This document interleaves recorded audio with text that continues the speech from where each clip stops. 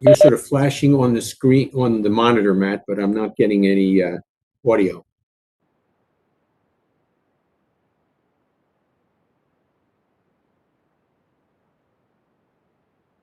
Oh, hold on. That might be, I see something. He's over in chat. No. Speaker's muted. Speaker's muted. Yeah. Unmute them down here.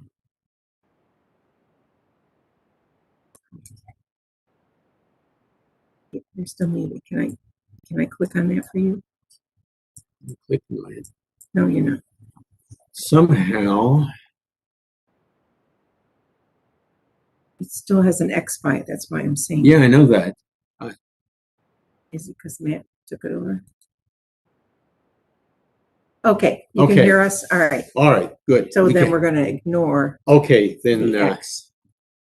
Yeah, could not hear you, however. And we are broadcasting. Okay. Sorry about all those technical difficulties, getting things sorted out and getting things started. Just to let you know, we may not be able to hear you, but so long as you hear us, that's a good thing.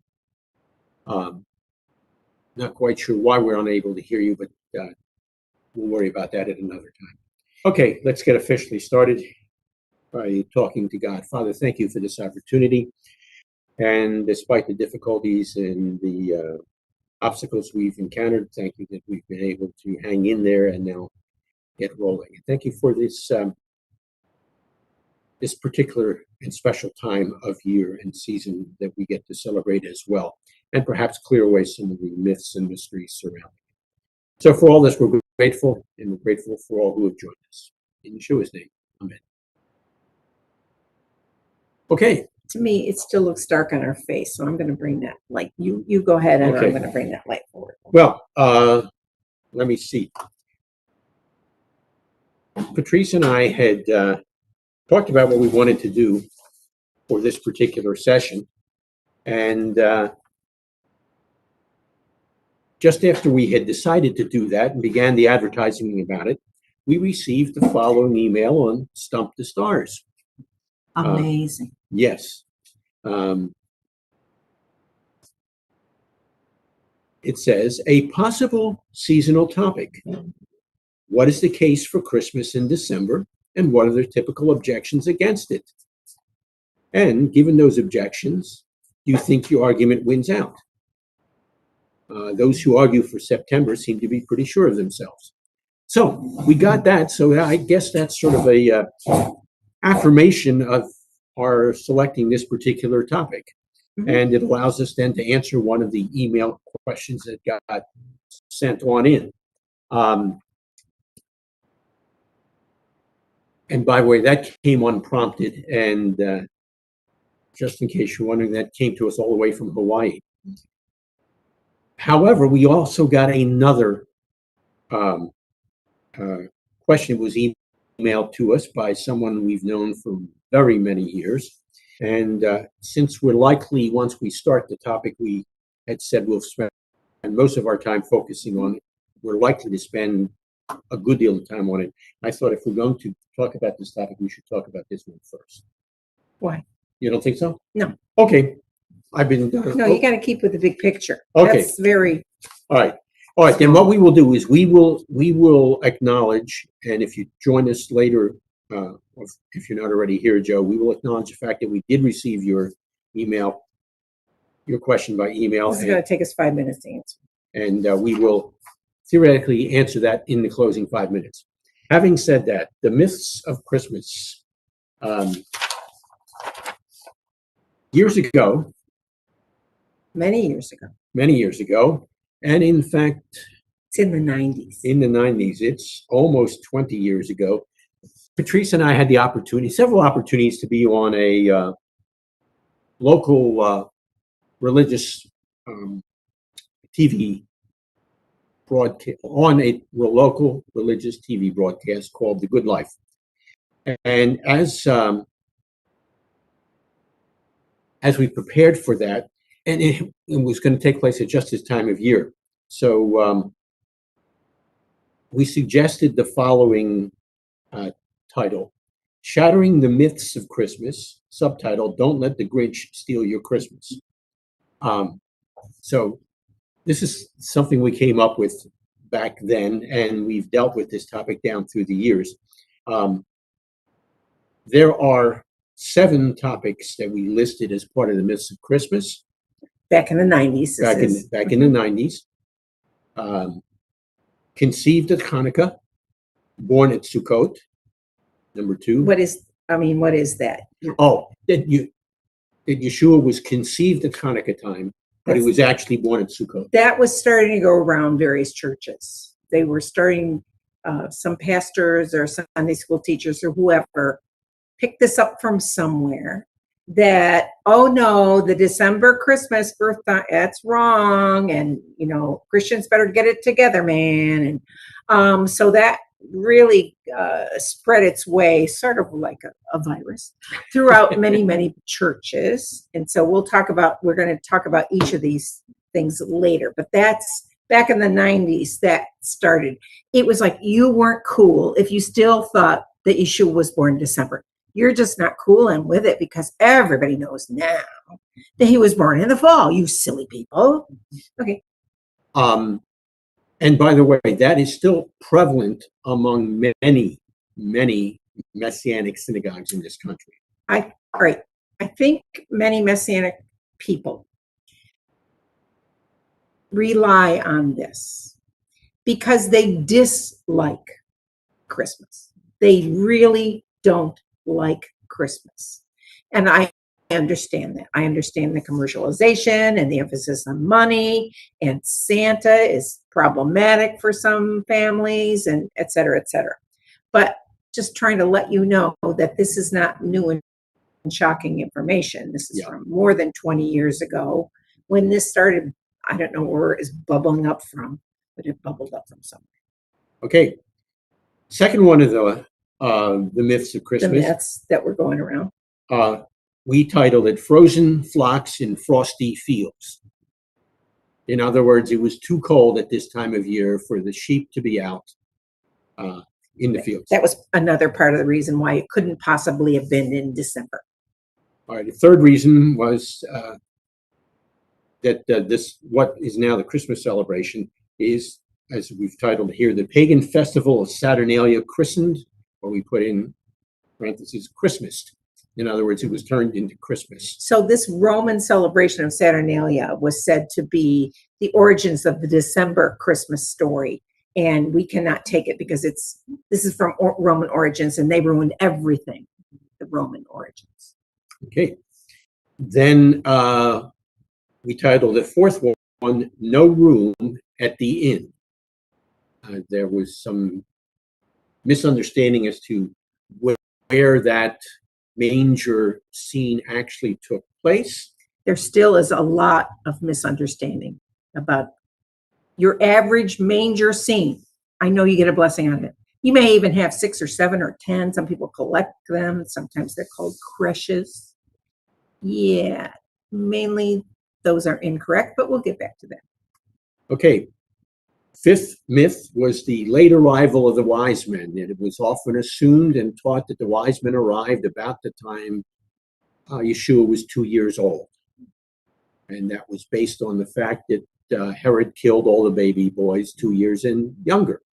So it was therefore assumed that therefore when the wise men arrived, because he did that in response to the wise men's arrival, they arrived when he was 2 years old.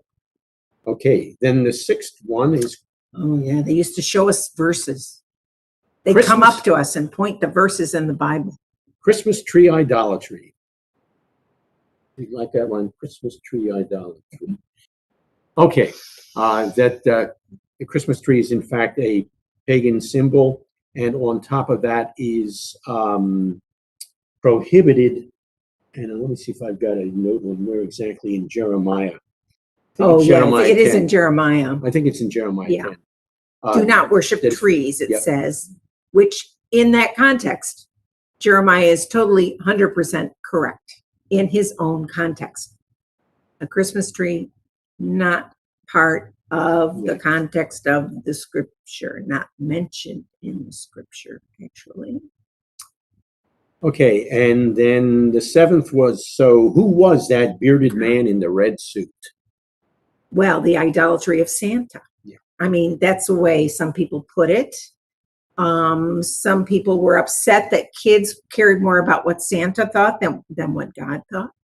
It was very offensive to everybody.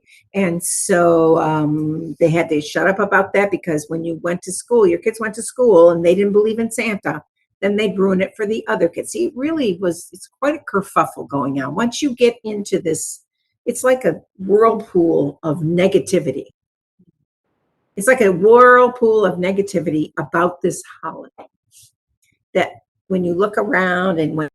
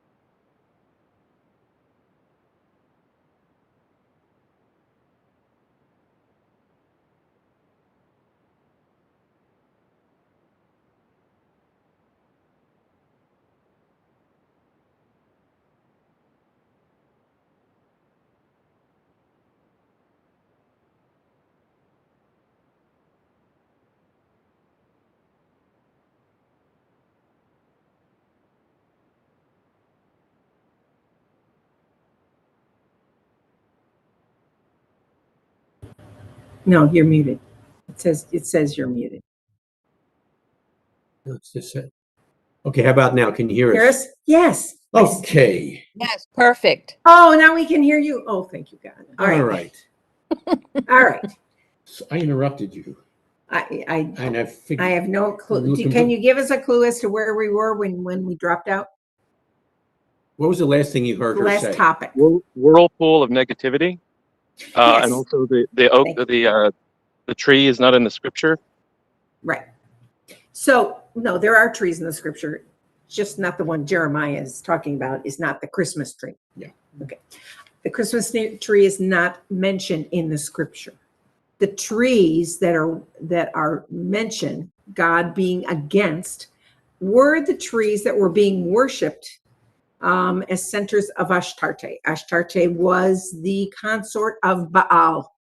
And they used trees, usually trees at the top of a hill, and they would go up to the tree and they would worship Ashtarte at the top of the hill. We have no indication that these were evergreens. We have no indication that these were anything other than naturally growing trees there that were adopted by Ashtarte. So if you're bringing a tree in from prior to Yeshua and setting it up, you're not talking about the same trees when you talk about Christmas trees. Yes, it's like a whirlpool of negativity. And Okay, good. what I was going to mention is that what you may not know, Jewish people our age, I would say older than maybe age 50, who went to public schools, with the vast majority of Christians, when they had their winter concerts, the choir director would almost always have it be all Christmas songs and maybe one Hanukkah song, if they were even enlightened to do that. And so there is some bitterness on the part of older Jewish believers who felt neglected and ununderstood and left out for the whole holiday season. Back when we were children also, there wasn't such a big hoopla about Hanukkah in general. It was viewed as a very minor holiday, and therefore the jokes that you hear in some comedy shows, well, Jewish kids get, 8 gifts. Yeah, but they were like pencils and socks, and they were not, a bicycle and a puppy and a playhouse. They were smaller things, and it's only in the past 20 or 30 years that Hanukkah has become more of a community celebration and more something to be happy about as Jewish people. But I just wanted to warn you that's part of the negativity on the some in the Jewish community and some Jewish believers still have. Okay, in the meantime, I did find the text in Jeremiah that is usually referenced. As this is proof you should not have a Christmas tree. Yeah. For the custom, this is Jeremiah 10, verses 3 to 5. For the customs of the prophets, of the peoples are worthless. They cut a tree out of the forest. Ah, see? Mm-hmm. And then in the next verse, it says, they adorn it with silver and gold. See? But let me read the rest of the passage. A craftsman shapes it with his chisel. How many of you have seen a Christmas tree that's been chiseled? No? Okay. Then they adorn it with silver and gold. They fasten it with hammer and nails so it will not totter. And then it says, and this I love, like a scarecrow in a melon patch, their idols cannot speak. Now envision what I just read to you. This is the actual shaping of a tree into the form of an idol. Did you catch that as we read through the text? It's not even the worship of a tree. It's cutting a tree into the shape of an idol and then worshiping the idol. And even the imagery here, a scarecrow, gives you the idea that it's shaped in some sort of a human-like visage. Does that make sense? So that at least is the Jeremiah text as we have it. But do we want to go any further on? Do we want to finish the rest of the Christmas tree idolatry part, or move to one of the others? Move to one of the other ones. One of the others. No, I thought you were going to start explaining with the fall thing. Okay, then let's do that. Oh, Then, were you going to say something about the bearded man in the red suit? no, catch up with it. we'll say some more on Christmas tree idolatry then. Okay, I didn't know there was a lot. Oh, okay. Then let me finish up on that. On the Christmas tree business. The origin of the tree, as it is now celebrated, goes back to the early 700s. There was a fellow by the name of Winfrid who became known as Saint Boniface. And the story is that when he arrived in what is now roughly Germany, and as he was taking with him the message about Yeshua the Messiah, he encountered, during one of his times in that area, he encountered the attempted offering of a young child by what was called the sacred or the bloody oak. And he stopped that offering of the child. And the tradition tells us either that he cut down that sacred oak, because that's where children were regularly sacrificed, or he punched it, for lack of a better way to describe it. And either he chopped it down or he punched it, and it collapsed in and of itself. And when it fell, it revealed a young fir tree behind it, or, depending on what version of tradition you have, a young fir tree, because it was now no longer blocked, popped out of the ground. And he pointed to the tree and described it as the tree of life. And he told the story about the message of Yeshua as the one who is a tree of life, providing life. The evergreen tree. The evergreen tree. A fir tree is an evergreen. And in fact, he pointed to the shape of that tree and said, notice how it's triangular. And so he taught them very briefly about what we would call the Trinity or the Triunity, utilizing that tree. That's the first time that we have the association of the tree at this season, because it was at this season that all this occurred. The season being the Christmas season, as was celebrated in that. In the 900s, as part of first Germany, then Germany and Italy, and part of what was called a Paradise Play. Paradise Plays were put on December 24th. As part of a Paradise Play, they talked about the Tree of Life. They talked about the story of going back all the way to Adam and Eve, and that story of the Paradise Play and the emphasis. And they had a fir tree decorated as part of this to illustrate the Tree of Life. They concluded the story of the Paradise Play, the story of Adam and Eve, with the promise of the coming Messiah, Genesis 3:15. Pretty soon that was being replicated in homes in, as I said, Germany and Italy later on in the 900s. And the trees at that time were decorated, but they were in celebration of the birth of the Messiah. So the use of the tree, oh, and by the way, then in the 1600s, after the Reformation, it was adopted as a general custom throughout the greater part of Europe as part of the celebration of the birth of Yeshua. So the use of the tree from its onset in the 700s, then replicated in the 900s, both at the beginning and at the end, and then finally more formalized in the 1600s, was always connected with the birth of the Messiah. It was never something that was used as a pagan symbol throughout its history. So, so much for Christmas tree idolatry. Okay, just how it became popular. So they did it down through the centuries in Germany, but it hadn't gone to the UK. It hadn't gone to England yet. It came really in its popularity with Prince Albert. When Prince Albert married Queen Victoria, they set up their home, in England. And that was the first time that really England had seen something like a Christmas tree that was covered with candles, lit candles, and shiny things, pretty things on it. And because Queen Victoria had it, then it became something that everybody wanted to have. I also want to point out this. Go ahead. Before we point it out, yeah. Mention Prince Albert came from, in case you didn't know, from Germany. Go ahead.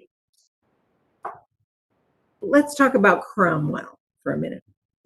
So Christmas was a thing in the British Isles, in Ireland and in Scotland and in England and in Wales.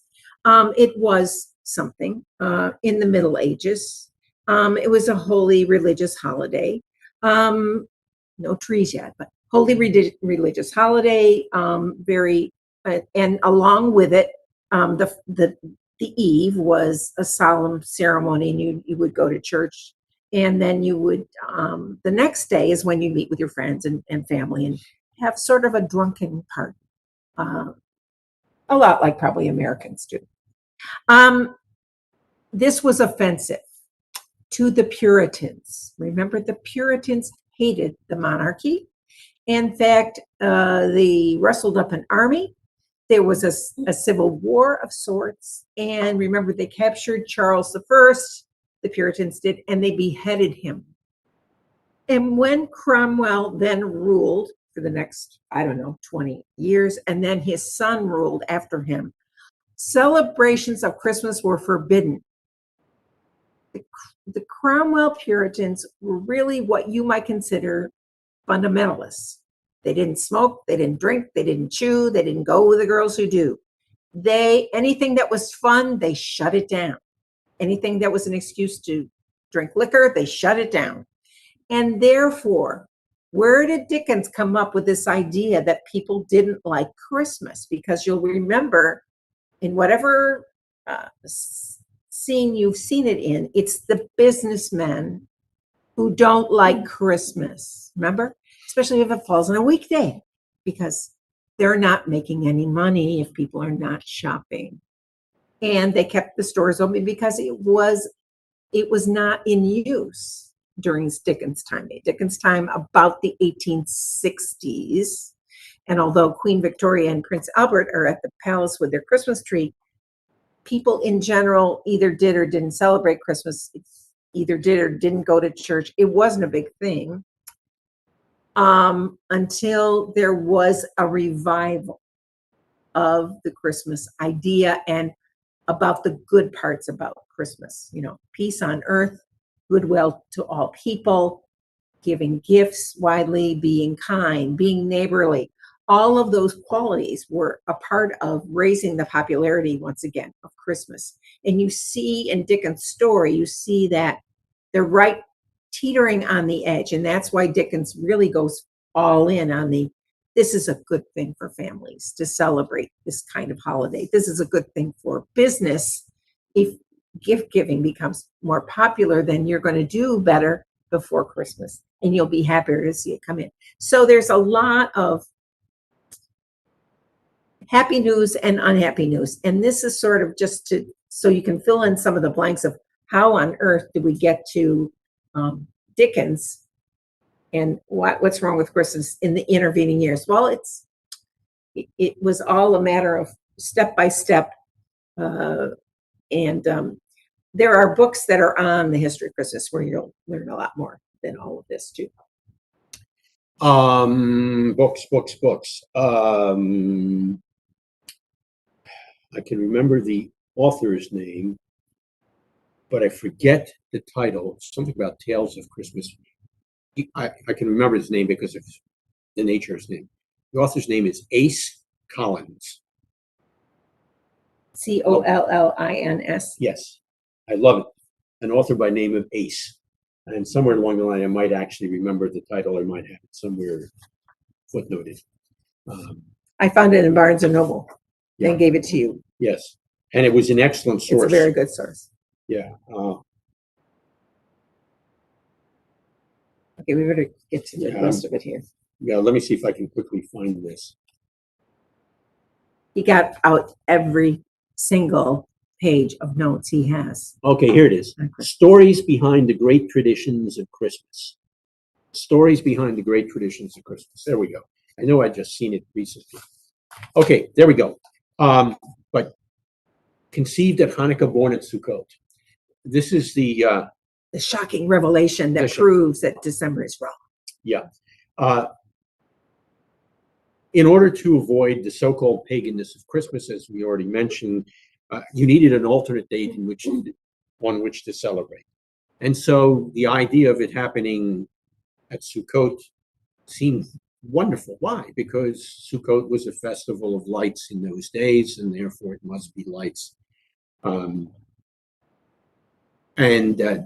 Because of that, and because there was already another festival in the Jewish calendar, there was a festival of lights, namely Hanukkah.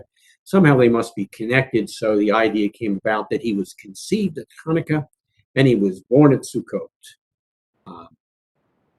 Oh, by the way, Sukkot was a festival of lights in the days of the Second Temple, in the sense that there were two huge menorahs that were lit up in the temple courtyard during, and we talked about this just a couple of days ago in the Gospels class, that were lit up during the days of Sukkot. Just because Adam Sandler says that Hanukkah is the festival of lights, that does not mean that it's biblically the festival of lights. The festival of lights was Sukkot.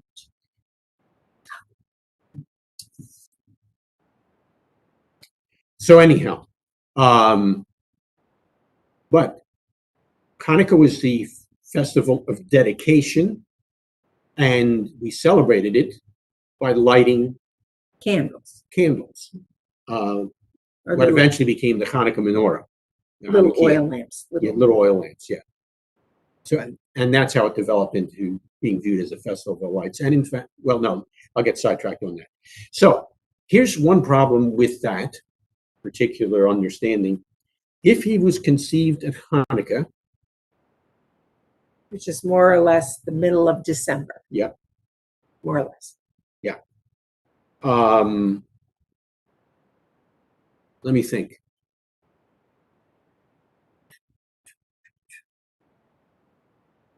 Sukkot is in the first month.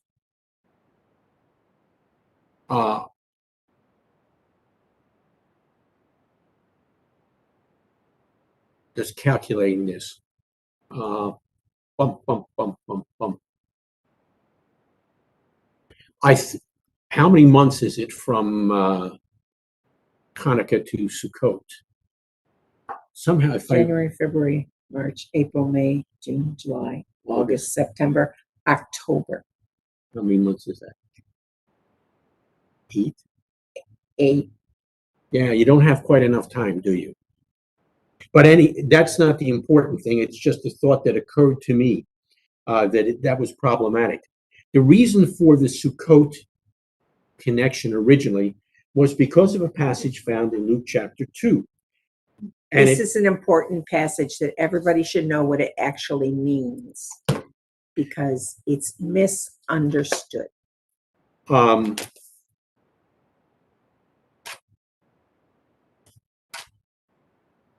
The idea was that we could tell exactly when Zechariah, John, who was not a Baptist but a Jew, when John's father was in fact in the temple doing his thing, because it lists what particular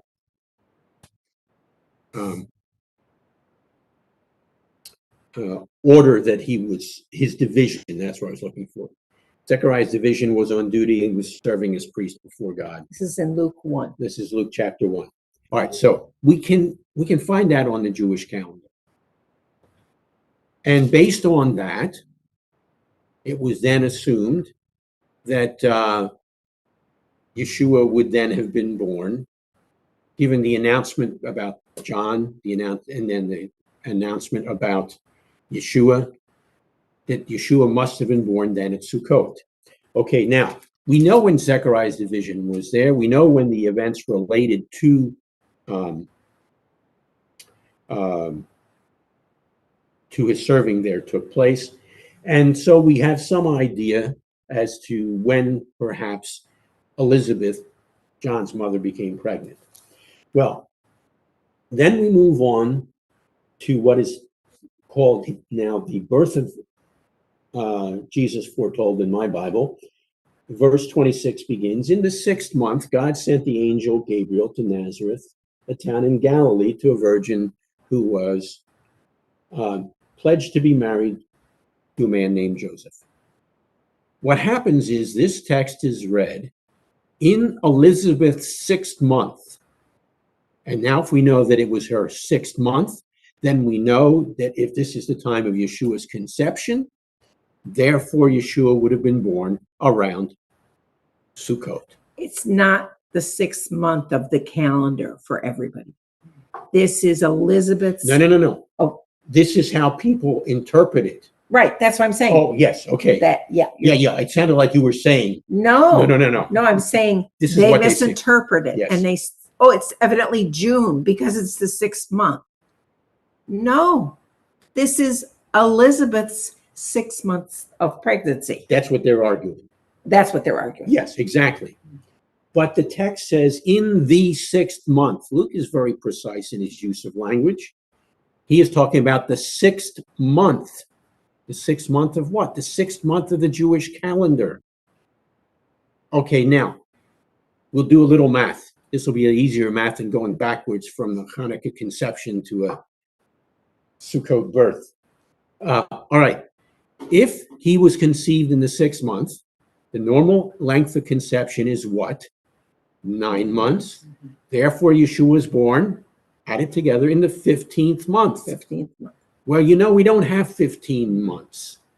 So he would have been born then in the third month. Month 1 is Tishri. Month 2 is Cheshvan. Month 3 is Kislev. So Luke indicates for us a birth in the time of Kislev, and given what took place in Kislev, namely the 25th of Kislev, it lays the foundation then for a Hanukkah birth, especially when you look at the Gospels. Oh, that's right, because your Bible doesn't have that. Yeah. Particularly when you read in the Gospels that Yeshua's birth was accompanied by light. There was a light that guided the wise men in Matthew chapter 2. There was the light that showed up in the shepherd's field, Luke chapter 2.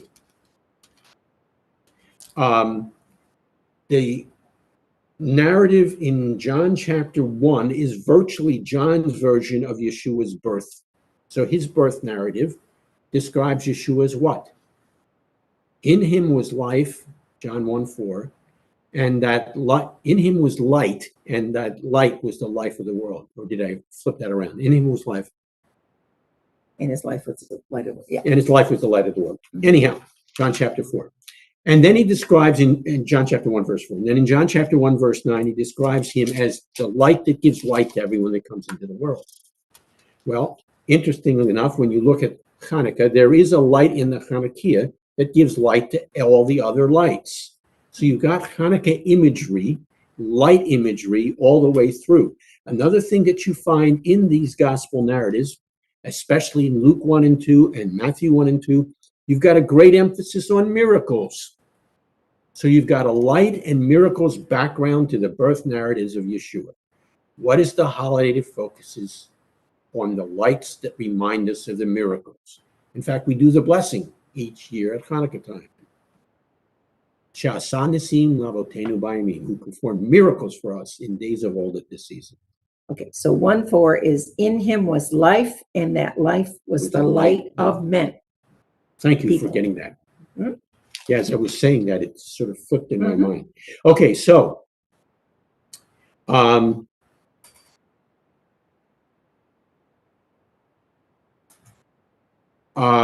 me think. If he was born at, I did now see my note. If he was born, conceived at Hanukkah, his birth would have been between Rosh Hashanah and Yom Kippur. Now, I'm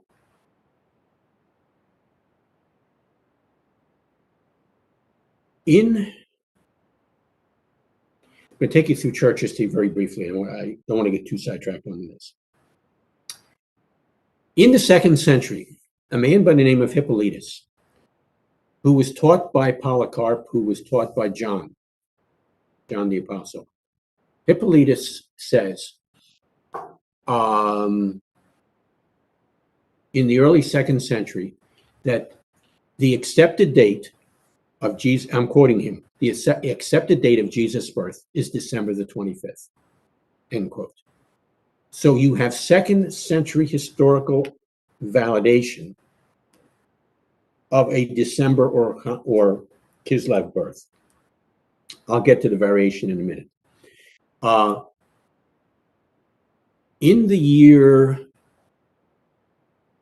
200, Tertullian points out that as the calendars were examined, Yeshua's conception took place at Passover time, which in the year of Yeshua, they calculated was March 25th.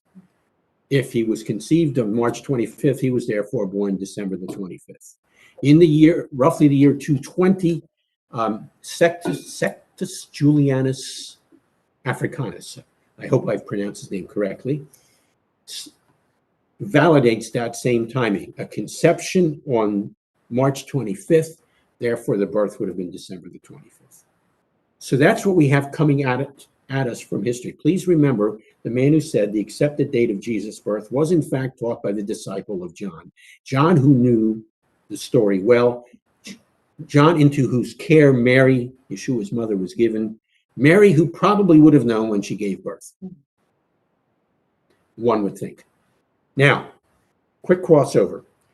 If you're working in a Jewish calendar, you get Kislev the 25th. But how do you transport that into, what do we have? We're on the Gregorian calendar, not the Julian calendar. Is that correct? Or is it the reverse? We're on the Roman calendar. Let's call it the Roman Roman calendar because I don't remember which of the two it is. It's a solar-based calendar. As you move from the one to the other, your equivalent of Kislev is December. Your equivalent of the 25th is the 25th. That's how the two were connected. So he was born at Hanukkah, the text indicate, and there's some wonderful background on all this coming from the prophet Haggai that talks about great events taking place after, and Haggai chapter 2 describes the day after the 24th day of Kislev. Or the 9th month. Kislev is the 9th month if you're working from the Nisan calendar, which Zechariah would have been. Calendars are very confusing in the Bible. Yeah. So don't be ashamed if they're confusing to you. Yes, because you had two calendars in the Bible, one that began in Nisan, one that began in Tishri. The one that began in Nisan, the 9th month, is Kislev. So there you go. So great events taking place after the 24th of Kislev. Well, what's after the 24th of Kislev? The 25th.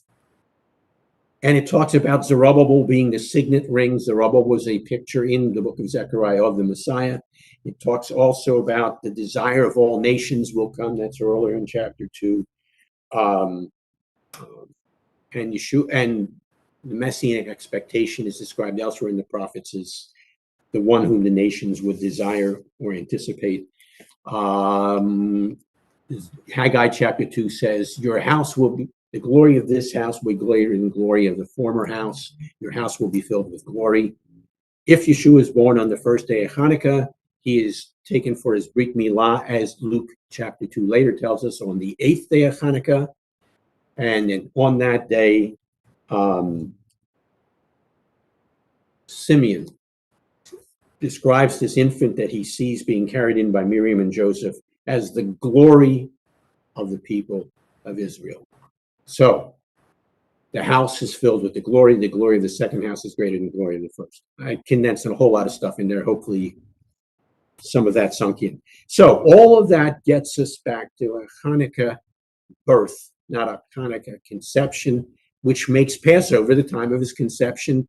And that becomes even more important. And this will bridge us into the second one, because during the time of Hanukkah, the shepherds would have been tending to flocks that were going to be used during the Passover celebration. I'm going to get to that. Okay. If you'll let me do that, Go. the shepherd's part. Go. Okay, so those are calendar considerations. What he's been discussing is sussing out on a calendar based on the evidence that we have here in the Gospels, correct? All right.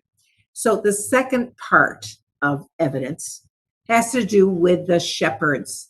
And I'm going to say one thing that you should keep, even if you don't remember all the details of what we're talking about. The common portrayal of Yeshua being born and being put in a manger, and he's surrounded by, his parents, and he's surrounded by animals, and he's surrounded by the three wise guys come in there, and it's very heartwarming. It's very lovely. We enjoy it, don't we? We enjoy it.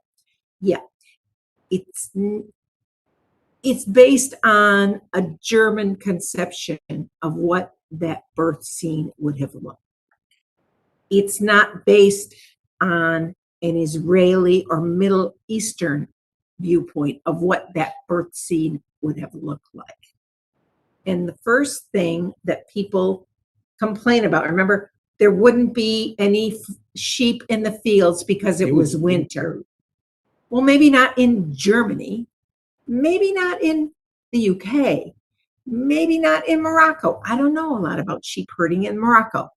Here's what I know about sheep herding in and around Jerusalem. First of all, this if you're having sheep coming into a field, and the fields around Bethlehem were all grain producing fields. There were no, it wasn't the prairie, it wasn't, they were all in use as, it was like the granary of Israel at that point. We're told about it in Ruth. I mean, Bethlehem is famous because of the amount of grain that's able to be grown in the vicinity of Bethlehem. That's what it's known for. The shepherds would take some of the sheep out into those fields after they had been totally harvested. You're not taking sheep into the field when you have harvest out there, correct? All right. Second of all, after the harvest comes the time of gleaning. It's a law. They followed the law of gleaning. If you'll remember, this is part of the Ruth story too. It was a law, and the landowners kept the law, which said anybody who would be like on Social Security, the widows, the orphans, the homeless, they could glean from a field after it had been harvested. And that took some time too. That is not done in a day.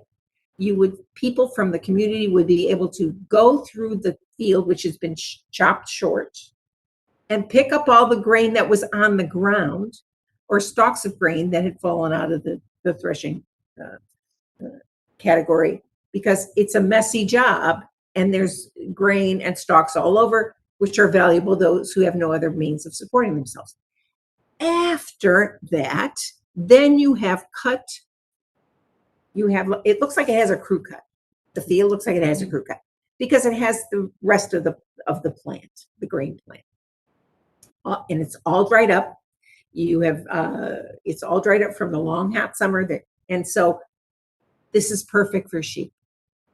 And in the Middle East, they do take out their sheep in the middle of the winter to eat from the grain and the harvest that has been cut down to the bare minimum, because sheep love to eat and use their teeth and scrabble around and eat the whole root and all of these plants.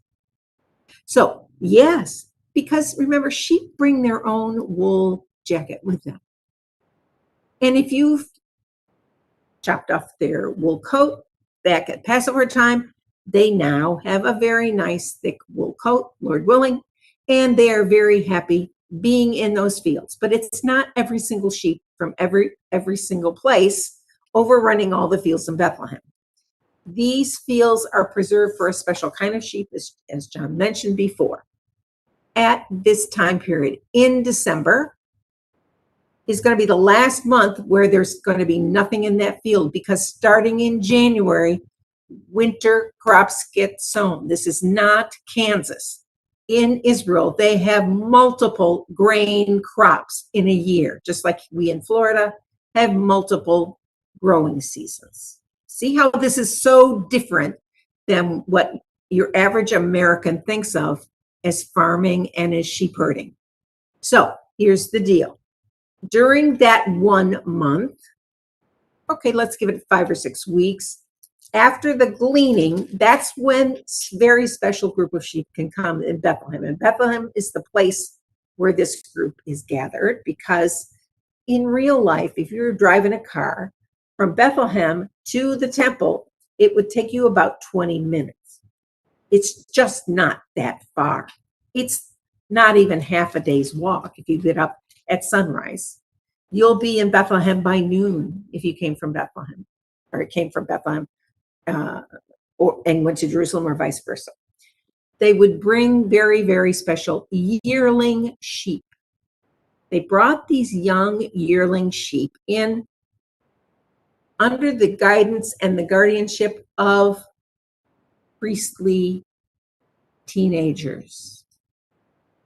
They brought them in to the very cordoned off area where the sheep could eat all the roots and all the rest of the straw that's left from the fall harvest and after the gleaning. Why are there priests there along with the shepherds? Because these are priests in training, and because the shepherds are the experts on the sheep. And these are the yearlings that will be used by the temple officials as lambs to be killed at Passover time. They get a special diet, and they're specially handled. So it's not just, Luke and Zeke and little Joe who are out watching the sheep. It's also priestly interns who are there with them. They're all participating in this together because remember, priestly families needed to be experts. There were certain families, they were the experts on sheep. They were the experts to determine whether or not a scar on a lamb would disqualify it for use as a sacrifice at the temple, much less for Passover. So this would be who the angels are going to, not just Luke and Zeke and little Joe, but priestly interns from priestly families. So the announcement is being made to an incredibly interesting group of people who are overlooking incredibly interesting group of animals. So these are like what you would call privileged animals. They're going to be the cream of the crop. They're going to be the ones used in about 4 months from then to be offered to people who, priestly families and those visitors who could afford to buy them. So this is a scenario that we see the angels visiting this group of people and the sheep. So it's really almost a giant poetic scene, isn't it? And the point is there's a lot of things going on under the surface that when you just read this as a simple story of the shepherds and a baby's over there, and you need to go find that baby, shepherds. And notice none of them say, why would I want to do that? I'm on duty here. I can't be bothered with that. But remember, they have help. They got some smart guys there who don't spend their whole lives shepherding. And they go, we better check this out because my family will want to know what happened tonight. And in that light, please remember how John announced Yeshua. He said, behold the Lamb of God, the Passover Lamb of God. And again, in the context of John chapter 1, that becomes even more important because remember the setting for the what we call the birth narrative of Yeshua in John 1 as a Hanukkah setting. So when Yeshua shows up on the scene, he's identified as the Passover Lamb of God. Those who understood his birth of Hanukkah would have known the same thing that Patrice has been mentioning, that the shepherds and the sheep who came to see Yeshua at his birth were related to Passover time. I forgot to mention. So it has to be during that 6-week time period there, approximately the end of November and the whole month of December. Because in January, starting with the new moon in January, your winter crops will be planted in that field. So it helps the farmers actually for the sheep to come in and clean out everything that's left from the prior harvest and be able to, in America, we call it winter wheat. And you sow the winter wheat in the winter months, January, and then you can harvest it when? At first fruits. At Shavuot. The whole book of Ruth talks about the harvest, and that would have been of the winter crops. See how that works? Only if we get caught up in that there's one time of harvest and then there's one time of planting. No, not in the Middle East, not in warmer climates. They have multiple times when they can plant grain and harvest it and get another crop in and plant grain. They don't go by what we think of in America as the planting season and the harvest. A couple years ago, I came across this footnote in the NIV Study Bible, which happens to be the Bible I grabbed for tonight. I mentioned Haggai talking about the 24th day of the 9th month. It has this footnote, after which winter crops are planted. interesting.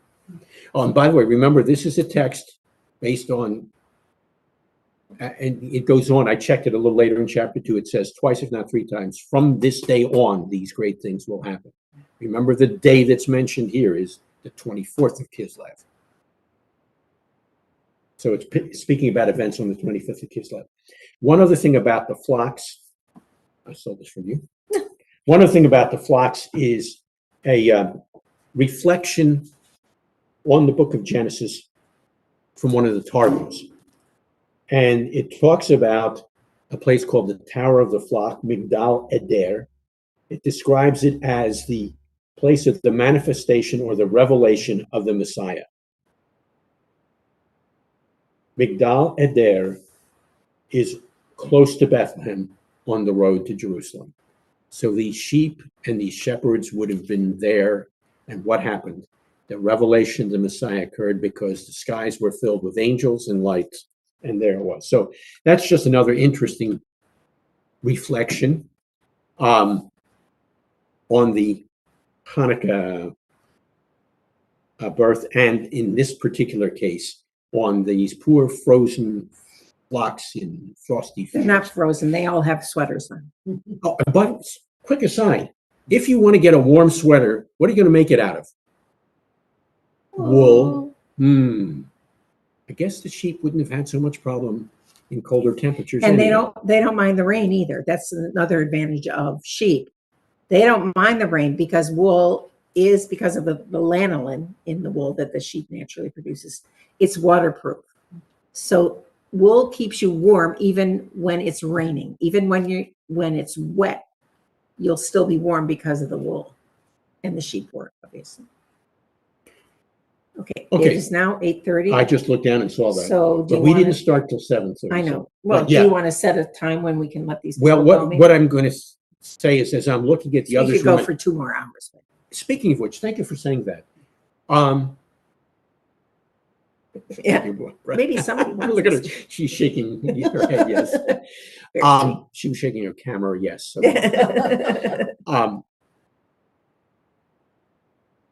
there is a link available that Matt will send out if it's not already mentioned. I think he actually did mention in one of the invites of something called the Hanukkah Christmas Connection, which is a session that I do at the end of one of the courses called Jewish Roots and Foundations of Scripture 1, or the Tanakh, the beginning to the Jewish people.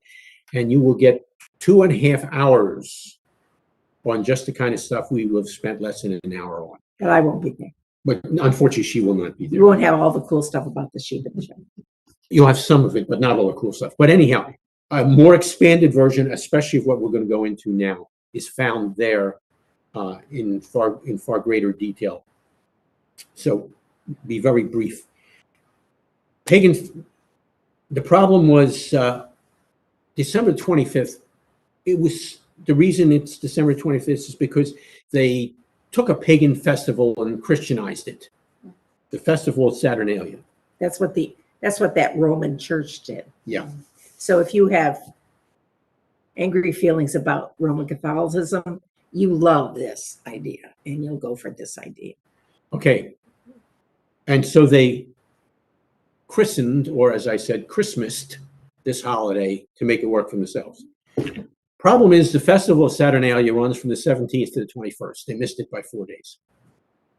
And since they were very precise about their calendars, they wouldn't have missed it.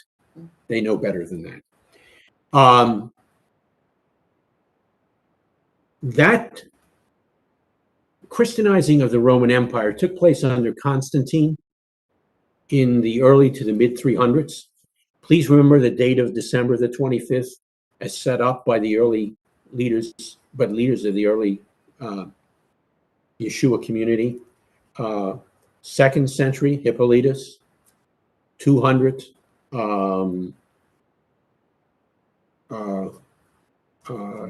Tertullian, his name slipped me for a second. 220, Julius Africanus. In other words, at least a century, if not more so, well, before the so-called Christianizing of this pagan holiday took place. The celebration of Yeshua at this time was already in place. So, and then again, as I said, it had nothing to do with the festival of Saturnalia because that had concluded 4 days before. No room at the inn. The term for room is the term, and let me see if I've got a couple other terms here for you as well. Kataluma, I thought I had mentioned somewhere.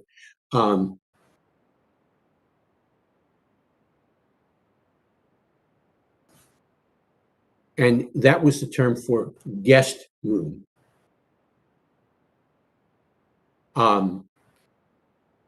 So, okay, I'm going to try to unconfuse this.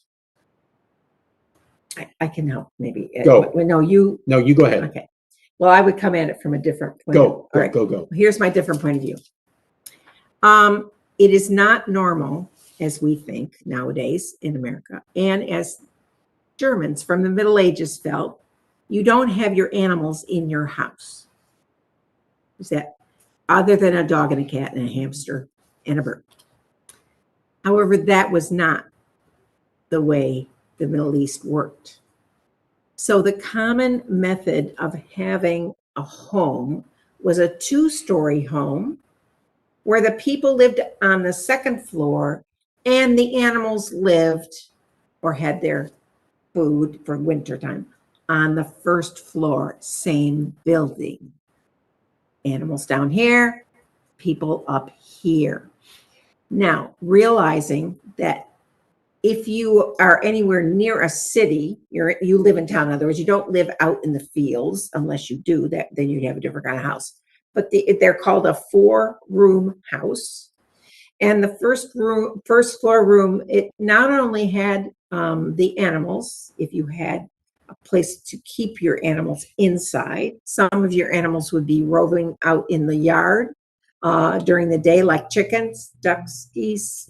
Think of all the animals on a farm. If you had a cow, it's unlikely because if you're near the city, you're not going to have a cow. But and your sheep will be out with some boys out in the fields. The oven is on the first floor. The oven is on the first floor, okay, because it's hot.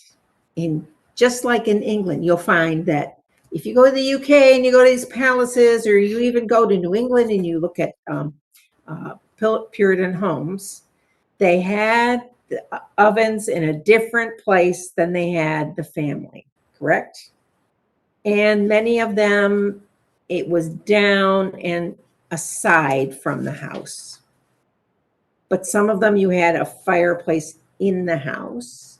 So, but remember, you're now in the Middle East. And so the fire that you might need, it does get to freezing in Israel during it's not all the Negev. The Negev is actually cold in the winter and very hot in the summer.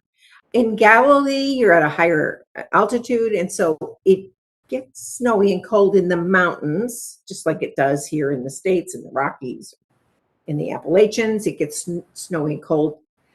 But mainly, it is a fairly mild, if you come from Buffalo, it's going to be a mild winter, and snow happens once every 3 or 4 years. A scattering. A scattering of snow. It just doesn't happen all the time. Whereas if you live in Germany or most of America, snow is expected. It's a hardship. You have to have heat. You have to have boots. It's a whole different way of life. So anyway, your animals can be part of your house. So if Mary and Joseph, since she went into labor, where's the best place to put her? In the cold and drafty rooms upstairs? Or near the stove, which is where the animals are. So this concept of she's not in a fancy schmancy room with the blankets, she's down where the heater is. Good. It's a good choice. It's not demeaning them at all. It is a good choice. Would you rather have them in a tent out by the side of the road? I don't think so. But it's different. This is a different way of understanding what normally happens in this kind of a situation. Is it busy in the town? Yes, it is. How do we know? Well, they were having some kind of a census thing. They were having some kind of, everybody had to come. So it was forced with the, mobs of people are finding places to stay. So we shouldn't feel bad for the innkeeper. He actually gave her a good place, and it would be quiet there also. And it wouldn't be having a drunken row like could be going on upstairs where the guests are. Okay, that gave me a chance to sort through the Greek words and the rest of this. The text says there was no room for them translated at the inn. As I said already before, kataluma is the term used there. But kataluma is a reference to what Patrice described as the guest room of the house. So there was no room not at the inn. There was no room in the guest room of the house where they went, and they went to the house of their family because they were all going back to their families. Now, what Patrice described, we had reinforced for us a number of years ago when we were visiting our good friends David and Martha Stern in Jerusalem. Their home, as it turned out, they had done some, as sometimes happens, they had done some excavating before that home was built, just to make sure that You have to. I think it's the law. It's the law. And they had found under the house that originally stood there exactly such a room. They had found down below at that ground level the place where the animals were kept. So we actually got a chance to visualize this for ourselves. So guest room. There was a guest room, but it was occupied. Why? Because they were, as she Everybody said, was mobbing there. other members of the family were there, had already gotten there first. They ended up in the manger. This is what I was looking up. Term for manger is fatain. Okay? So that's that room there. Now, the reason the manger usually is that wooden thing that has straws. I'm sorry, that's in that room. Mhm. Okay, now, some people have argued that since this was a Sukkot birth, he was placed in a sukkah. But that's not the term that is used here for manger. As I suggested, it is batain, that's right. And the term for sukkah is skene. They don't even sound alike. So for those who think he was placed in a sukkah, no. He was placed in a manger, and we now located where it was because there was no room in the guest room. Okay? Not at the inn. They had gone to family members. And actually, it was an advantage for the family. Yes. Because remember, birth is messy also. Yeah. Okay, shocking to men. Birth involves a lot of blood and liquids of various kinds that are gushing out and coming out and dripping out all over. So this innkeeper does not want her himself in the nice room. Let's call him The homeowner Yeah. does not want her in a nice room. And this is going to be better for her anyway, because it'll be warmer, it'll be quieter. And they're used to interesting smells more in that area of the world than we are. Oh my gosh, there was no Febreze to spray all around, but that doesn't mean that they suffered. And I think that's the most important thing to understand. They didn't suffer. It was a fine place to have all this happen. If you've got to have a baby someplace else other than the place you had planned to have the baby, which would be at home for them, this is not a half bad. Then the assumption is made that that's why they were in the house when the wise men arrived. Yeah. Arroved. Yeah. Arroved. But if you understand that there was no room in the guest room, not at the inn, then guess what would have happened after the birth had taken place? The family members that were in the guest room would have made room for this. They would couple go with the back to their newborn. home, Yeah. but maybe you don't want to travel with your newborn right away. So then when the wise men visit, therefore they visited the home in which they were located. It wasn't a change of home. And by the way, it wasn't 2 years later that they arrived. The assumption for 2 years, I'm going to be very brief about this. The assumption for 2 years is, as I said, based on Herod killing the babies 2 years, the boys 2 years and younger. Please remember that Herod was not a man who was always in his right mind. He was very paranoid. Very paranoid. So what's the best way to make sure you're covered and you've killed off any possible son who was going to become an heir to the throne? You don't just kill off. You start with 2 years on down, because you don't know if perhaps the wise men had taken too long in seeing the sign for them. I was just going to say, and by the way, 2 years old is when, still even nowadays, the rule is that you nurse a child until approximately age 2, at which time the boys would have a haircut. Right. So there's a thing about, so any nursing little boys, any boys who needed mom to eat still, they had to go. But I think it's worth, the age of 2 is commemorated in very Jewish homes nowadays as the traditional time when they're weaned and the boys get their first haircut. So they're seen as no longer babies, really. And at least one of the boys who grew up in this particular synagogue, he did not get his first haircut till he was 2. Okay, now, if you saw, there's a whole other story on this one. If you saw the sign in the sky, I know they called it a star, but this did not act like any star we know. It was some sort of light in the sky. If you saw that, and you were, as these people, the so-called magi or wise men, were looking, if you saw that in the sky, are you going to take 2 years to get to the place where it's going? No, you would have hustled your buns and your animals, your camels, and you would have hustled yourselves over to where this light in the sky was leading you. Now, the usual term for referring to, and I'm not going to get off to where they saw the star. They were in the east when they saw the star. Now, in the east is a reference to a specific area of the world. We could go back up to the maps behind us, but I see that the one we would need most is off screen. It's usually in the area of around Babylon.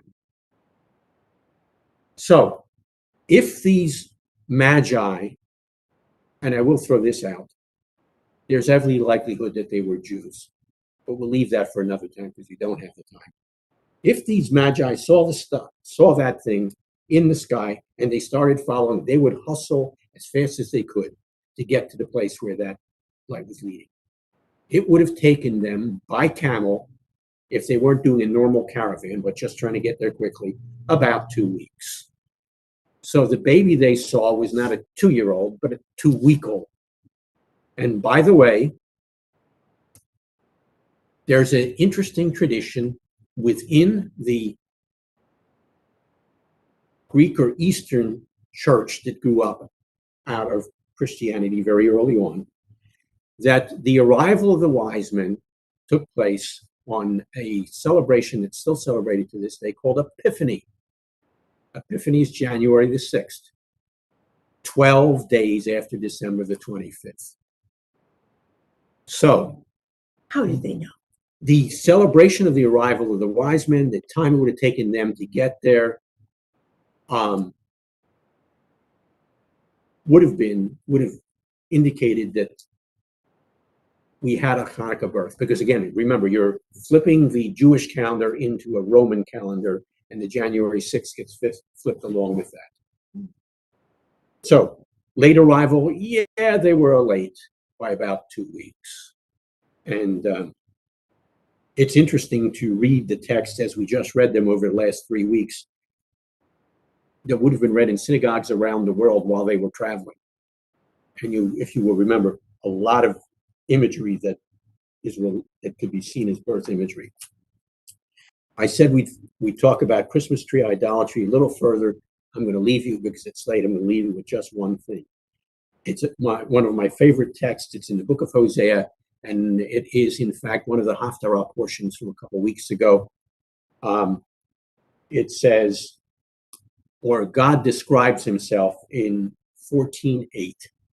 He describes himself, quote, as a green pine tree. So if you want the ultimate origin for this nice evergreen that served as a reminder of the birth celebration of the Messiah, it's appropriate that it was a green or evergreen tree. That statement is in the context of, just so you see the background for God calling himself this.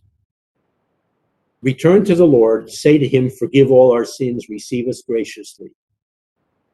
A few verses earlier, I will ransom them from the power of the grave, I will redeem them from death.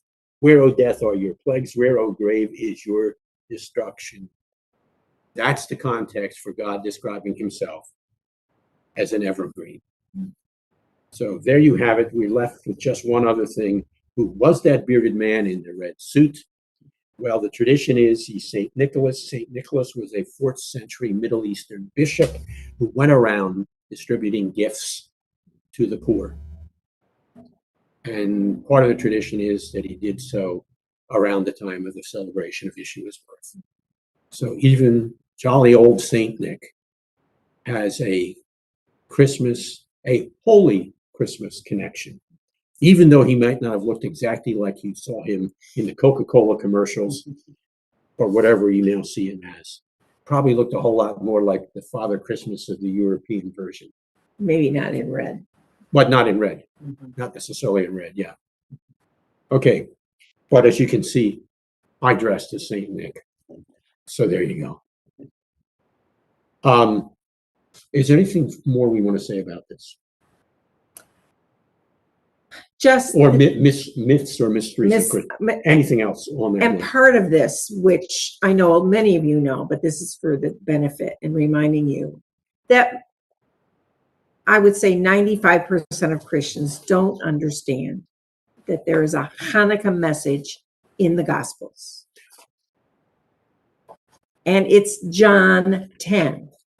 And if you start reading John 10, this is one of the chapters that I know when I first became a believer back in college, it was incredibly meaningful to me to read John 10, because he talks about being the great shepherd. He talks about being the great shepherd. And it says at the beginning of John 10 that Yeshua was walking in the temple courtyard. It says it was winter. And it was the Feast of Dedication.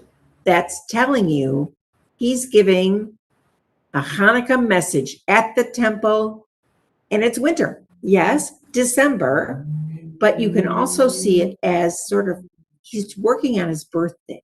He's working in his birthday time, and he's at the temple. And if you know anything about Hanukkah, if you don't, it's important. The whole sermon he gives there in the courtyard of the temple is about Hanukkah.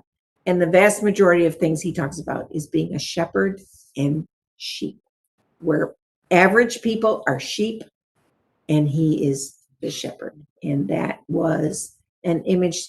It came from David. It came down through the minor prophets. It has come down, and it still is modern for Yeshua. But most Christians have no clue why he turns up and starts talking about sheep and shepherds and that. And unless you understand it in that context, you really misunderstand what he's saying. He says, I'm the good shepherd, just like many other heroes of the faith were good shepherds, good leaders.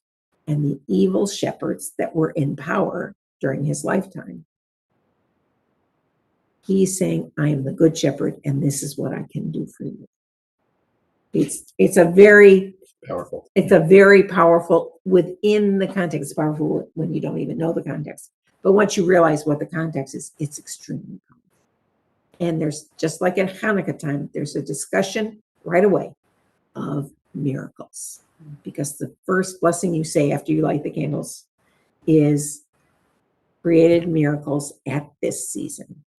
And Yeshua is just responding to the very next blessing that everybody's doing every night. So it's all these things, when they tie together with their Jewish backgrounds, become, it just gives them a new life, really. instead of just being nice words, oh, in the context, now we're talking about something that's very powerful. That comment about shepherds reminded me of something else that's important and significant for our discussion this evening. Micah chapter 5, verse 2 talks about the birth of the Messiah in Bethlehem. In that same paragraph, it says 3 verses later, he will shepherd his flock. So this was the birth of a shepherd that was greeted by shepherds. And where is he placed when he's born? In a manger. This is where, not the nice pampered yearlings, they're out in the fields eating good, but the mama sheep, the older sheep who can't get around anymore, they eat out of that manger. He was placed in the place where the sheep would feed. Now, would you remind people of something you came up with many years ago? Yeah, this is why I always say, if there hadn't been Hanukkah, there would be no Christmas. It's impossible. If Hanukkah didn't happen, there would be no Christmas. Why? Because the intent of the Syrians, remember, it wasn't Greeks who were persecuting the Jewish people. It was Syrians who worshiped the Greek gods. If those Syrians had gotten their way and convinced everybody to stop worshiping the stupid tribal god that they were worshiping and start worshiping the modern, new, improved gods of Greece, then there wouldn't be a Jewish people anymore. They would have died out. There would be no more Jewish people. They'd just all be good Middle Eastern people who worship Greek gods. There would be no Messiah to come. It would have all been gone had it not been for the Maccabees and the people who fought with them that defeated the Syrian threat to our religion. Our religion would have been gone, and it would have just been a big mush of Greek gods. So it's really important for Christians to understand the importance of Hanukkah to them, not just to Jews. We made a connection between Passover and Hanukkah. You're aware of Passover having a Haggadah. Turns out there is a Hanukkah Haggadah. Let me quote to you from the Hanukkah Haggadah. Is it part of the Talmud? No. It's just something totally separate. But from that time period? No, later. Okay. Not from this time period that we're talking about, all right. but later. But later? Yes. Hanukkah Haggadah says, quote, Hanukkah welcomes the Messiah. Peace is the Messiah. And by the way, in that Micah 5 text, I guess it's verse 4 talks about him as the shepherd, but Micah chapter 5, verse 5 says, he is our peace. The one born in Bethlehem is not only the shepherd of the flock, he's our peace. Hanukkah Haggadah says, Hanukkah welcomes the Messiah. Peace is the Messiah. I think that's part of John 10 too. We'll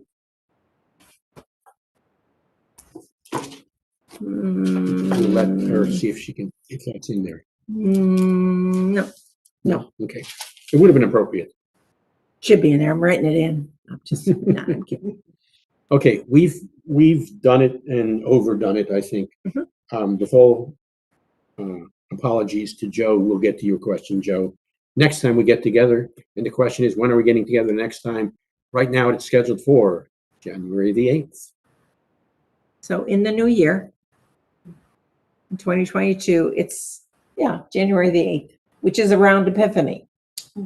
Yes. Right around in there. So maybe we should talk more about Epiphany and the arrival of the wise men. Yes, we can do that. All right. I think it's fascinating because so many, at least the Christians we know about, they don't like the Roman Catholic Church. They poo.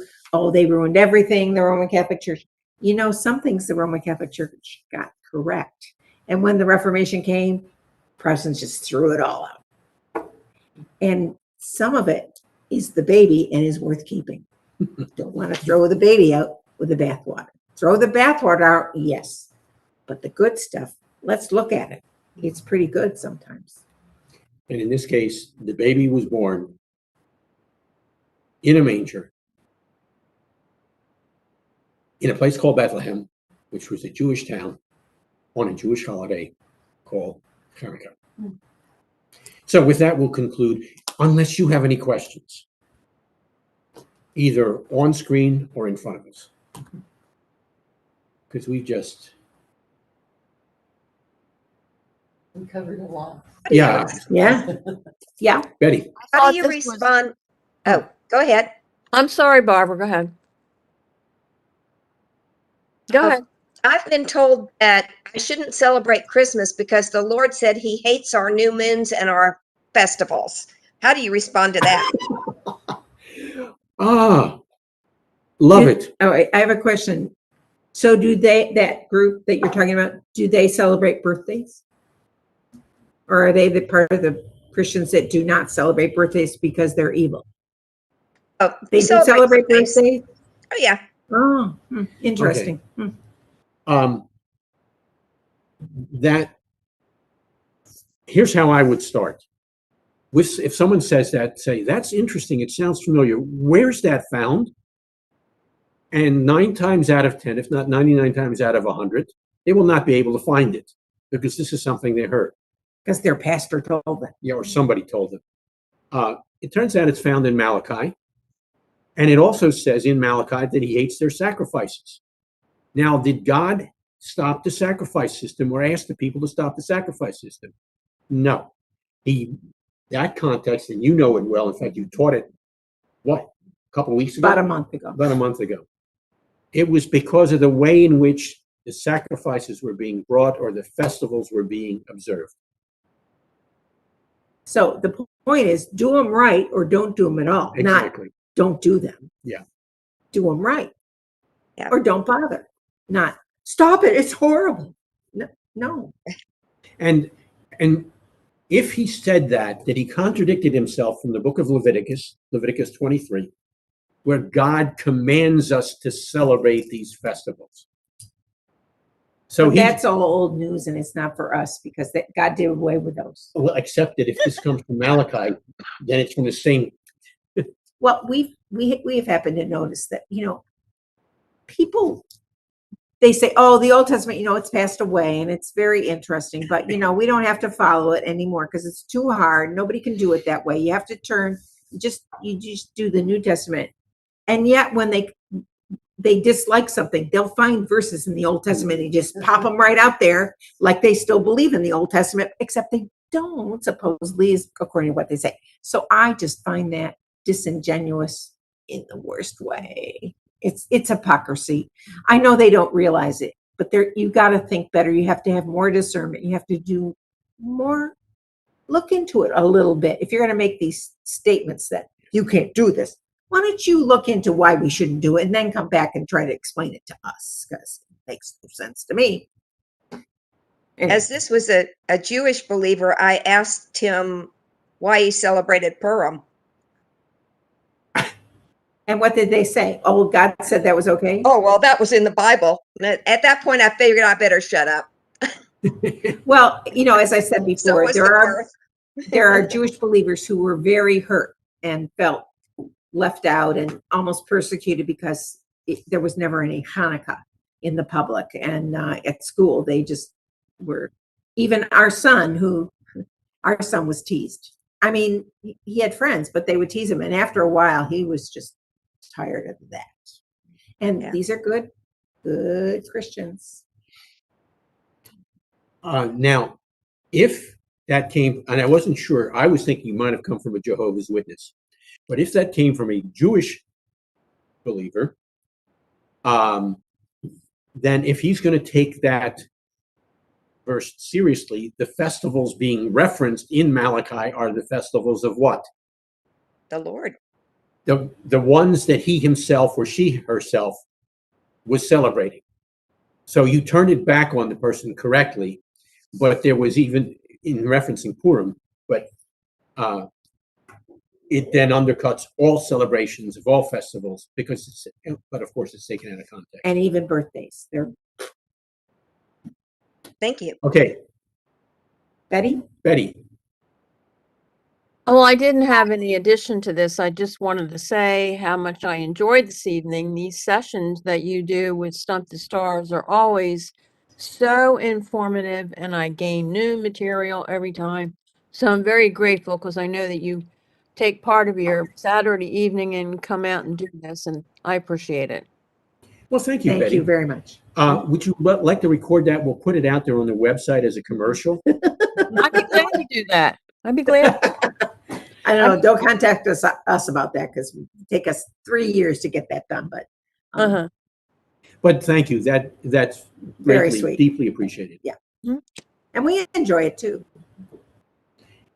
And it's always another opportunity to see your face.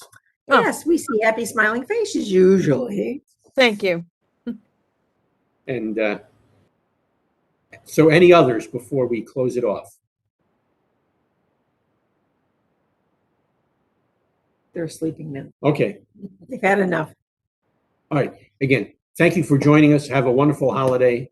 And if we don't see you before, have a happy second New Year. Since we've already got one under our already taken care of. And thank you again so much. Thank you. Later out. Merry Christmas. Merry Christmas. Merry Happy Christmas. New Year. We'll see you in the new year, Lord willing.